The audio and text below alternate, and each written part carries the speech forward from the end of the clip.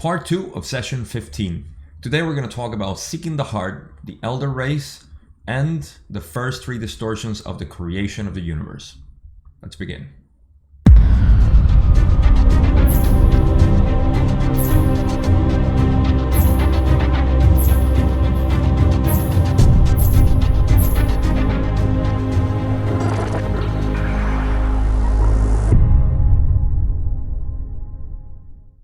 Today's video is going to be a little bit shorter than usual because we don't have much more material to cover from session 15, but we're going to go right into the first question that I have from Don, and that it starts this whole conversation about seeking the heart, which is really what we should be doing right now. But it all comes back from the previous part of session 15 where they were talking about longevity of humans. So let's dive into it right away.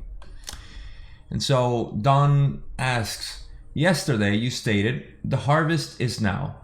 There is not at this time any reason to include efforts upon these distortions toward longevity, but rather to encourage distortions towards the heart of self.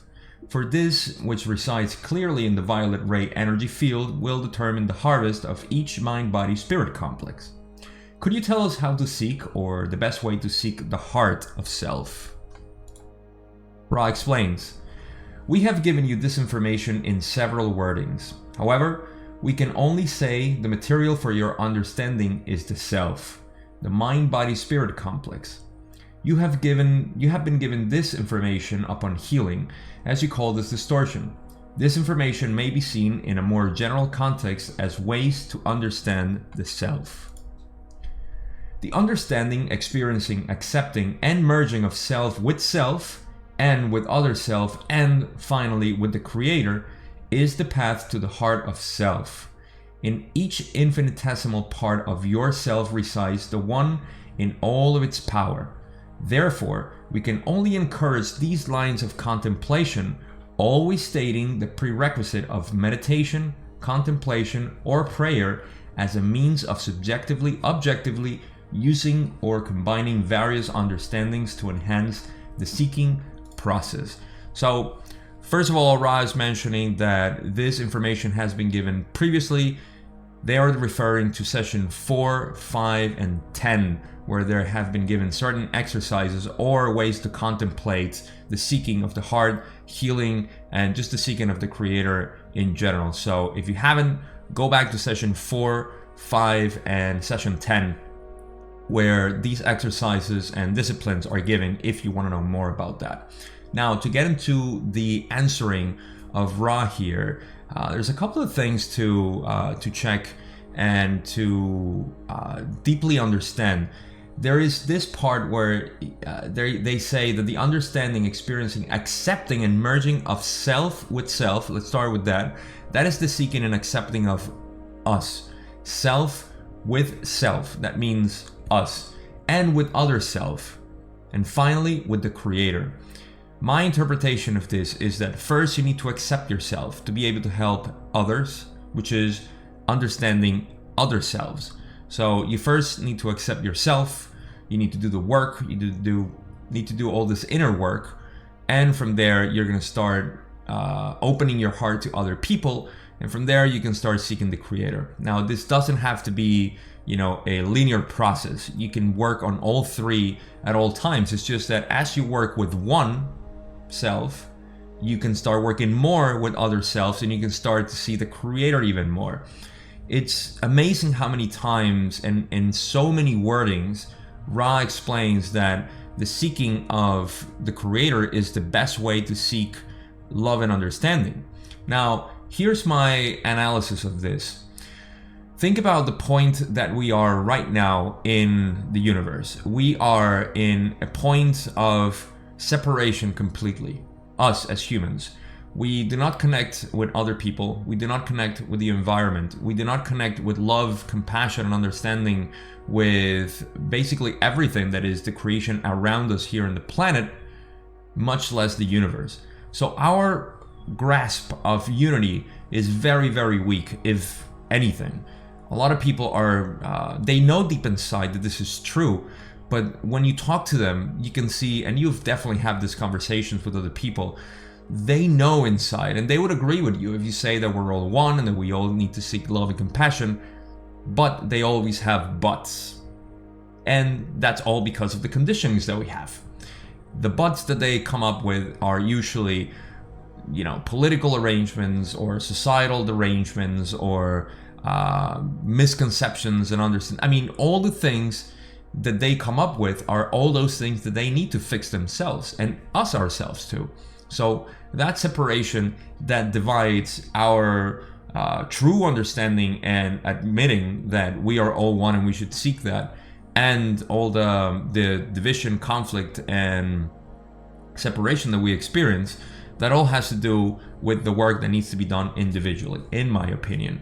When you do that, you start seeking even more yourself, others, and the creator. So again, to me, the point to strike here is very important, just to say that the creator itself is everywhere. And if we cannot see it, then we cannot have that love and universal compassion that we need to have for everything around us. So let's go to the next part of this answer of Ra, where he finishes up the question saying, without such a method of reversing the analytical process, one could not integrate into unity the many understandings gained in such seeking. Beautiful, because this is what they mean about the reversing of the analytical process, meaning that you go inside, you go internally, and from there is that you can start seeking the heart, seeking the love and compassion that needs to be have for this harvest that they're talking about. Remember that the question started with Don saying that in the previous session they said the harvest is now, and for us to seek the distortions that we need towards love and compassion and understanding for the harvest, we need to start seeking the heart itself, and not so much the longevity that was part of our human nature back then. That seems to be not too relevant right now, and it's just seeking those distortions towards love and understanding. So I hope that makes sense. It does to me, so if it doesn't, leave me any questions or comments in the section below. Let's go to the next question. Don says, yesterday you also mentioned that when there was no harvest at the end of the last 25,000 year period, there were harvestable entities who shall choose the matter of their entrance into the fourth density. Can you tell me what you mean by how they will choose the matter of their entrance into the fourth density? Ra says, these shepherds, or as some have called them, the elder race, shall choose the time space of their leaving. They are unlikely to leave until their other selves are harvestable also. What do you mean by their other selves being harvestable? Don asks. And Ra answers, the other selves with whom these beings are concerned are those which did not attain harvest during the second major cycle. And now we've talked about this in previous sessions where Ra explains that in the first harvest, which was 50,000 years ago, nobody graduated. And then 25,000 years after, there was only a couple of people, just a handful. And these people or entities decided to come back for this last cycle and help those of their tribe or their civilization or whatever you want to call them. So these are the elder race. The elder race are those who are helping the people or the entities back 25,000 years ago that couldn't graduate. So that's what they're talking about here. Like I said, we've talked about this in previous sessions.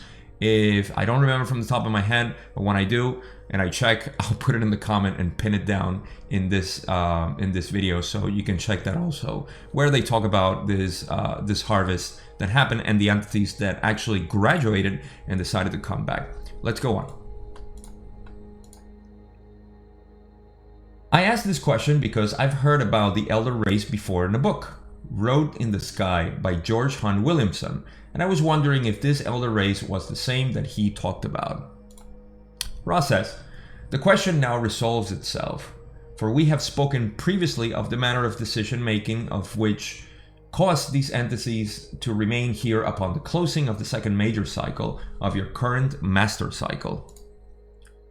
There are some distortions in the descriptions of the one known as Mitchell. However, these distortions have primarily to do with the fact that these entities are not a social memory complex, but rather a group of mind-body-spirit complexes dedicated to service. These entities work together, but are not completely unified. Thus, they do not completely see each the other's thoughts, feelings, and motives. However, their desire to serve is the four-dimensional type of desire, thus melding them into what you may call a brotherhood. Okay, like I said, we've talked about this in previous sessions, and just as I promised, you can probably see the link already of the other session in the first comment that I posted. But the other thing that they're talking about here is that they are not a social memory complex because they cannot see each other's thoughts or feelings. This is what happens when we become a social memory complex, or when we achieve social memory, which again, I've talked about this before. We can reach this in third density. It's very rare, definitely not happening on this planet for what it seems. I mean, I'm not going to prophesize what's going to happen, but it's very difficult for it to happen in third density. But it usually happens in fourth density, and that's why they're saying that, however, they're designed to serve is the four-dimensional type, which kind of aligns with the same idea of helping those who were part of their civilization or their group, or their race, whatever you want to call them. Once again, they are people or entities who graduated to fourth, came back. They're helping those, at least. I mean, they're helping everybody for what I can gather, but they're really concerned, and their contract, so to speak, was to come and help those who were of their civilization. So that's all I got from them. Let's go on. Are there any wanderers with these elder rays or not? Ra says, these are planetary entities harvested. Wanderers only in the sense that they chose in fourth density love to immediately reincarnate in third density rather than proceeding towards fourth density. This causes them to be wanderers of a type. Wanderers who have never left the earth plane because of their free will rather than because of their vibrational level.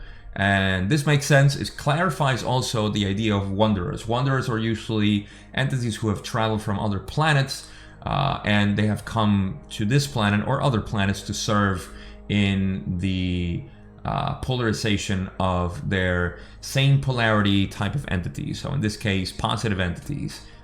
It's very rare to have negative polarity entities as wanderers for some reason that Ra explains in further sessions, that they are really afraid of the forgetting, which is part of this density. We've talked about this. I'm not going to go over this material right now, but just to throw in, the part of the wanderers. But going back to the answer that Ra explains here is that they are wanderers only in the sense that they decided to come back to the same planetary sphere, which is Earth, and help those here. So they are a wanderer of a type because they didn't choose to go to fourth density, not because of their vibrational, and this is key. We're going to talk about this towards the end of the session, but they are not wanderers because, or rather, they didn't decide to come here again because of their vibrational level. They are easily able to reach fourth density when they die, if they're incarnated here, and they'll continue to incarnate here until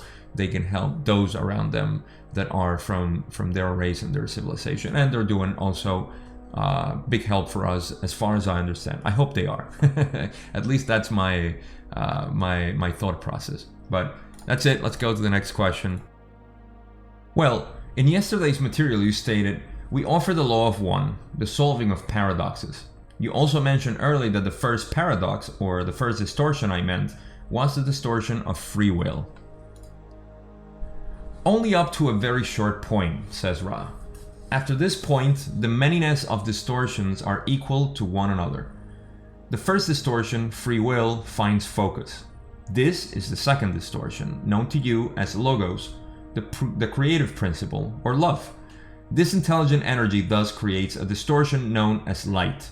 From these three distortions come many, many hierarchies of distortions, each having its own paradoxes to be synthesized, no one being more important than another. So again, now they're talking about the first distortions of the creation. If you remember from the previous video in session 13, when we talk about the creation of the universe, there is infinity.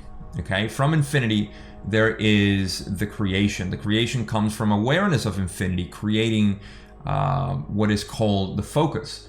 That focus is the second distortion that comes from awareness, and from focus comes the third distortion, which is light. So again, the three distortions that they're talking about is awareness, focus, or the love, and they call it also the creative principle or logos. These kind of terms are mixed now and then, so I like to call it awareness, love, and light, because those three are the processes by which intelligent infinity, or actually infinity in general, becomes the creation of the universe. So again, the way to visualize this, and this is how I like to see it, is that everything in the universe is infinite, right? So this infinity creates the first principle or first distortion, which is awareness of itself. By creating awareness of itself, it creates the second distortion, that is love. Love is the vibration of the universe. If you've heard this term, now you can actually put it into context in this explanation of the creation of the universe. Love is a vibration that creates the intelligent energy to behave in patterns and ways that are known as light. And that's why they say that after light there comes, infinite amount of distortions from the different spiraling energies that creates light for material or matter in general, or the material that creates the second density, which are plants, animals, and that kind of second density consciousness, and third density, and so on. So that's why there's no next distortion, but rather an infinite amount of distortions coming out of the third one, which is light. I hope this makes sense. I've made videos about this in my Facebook group where I talk about the creation of the universe in the way I visualize it. So if this doesn't make sense, leave a comment, join the Facebook group, and we'll talk about it there. Let's go on with the next question. You also said that you offer the law of one, which is the balancing of love light and light love. Is there any difference between love light and light love? Ross says, this will be the final question of this time space. There is the same difference between love light and light love as there is between teach learning and learn teaching. Love light is the enabler, the power, the energy giver. Light love is the manifestation which occurs when light has been impressed with love. Okay, so if you remember what I just explained, this explains it even better, because this is the final question at any rate also, but it's also the way that say light love is or love light is the enabler, right? Love light is the creative principle by which light is created. So just like teaching learning is learning teaching, because of the way if we teach something and the person learns something, that learner becomes a teacher. And that's the way that the universe is also creating everything for the different experiences that exist, because of love impregnating light. And light is by default love.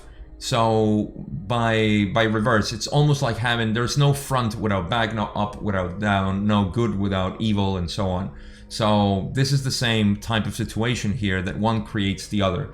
And this is just, in every part of the universe. Emptiness cannot exist without something, and something cannot exist without nothingness. So, it's the same idea. And just in terms of what love light is, that's basically what it is. So, like I said, this session or this video was rather short compared to the other ones. I hope this made sense. This is all I got until session 16. For now, I'll leave you until next week. Well, we'll talk about session 16. If you haven't already, subscribe, like, and all that stuff for my YouTube channel. I appreciate it a lot. I am fully aware of all the love you guys give me, and I will see you next week when we talk about session 16.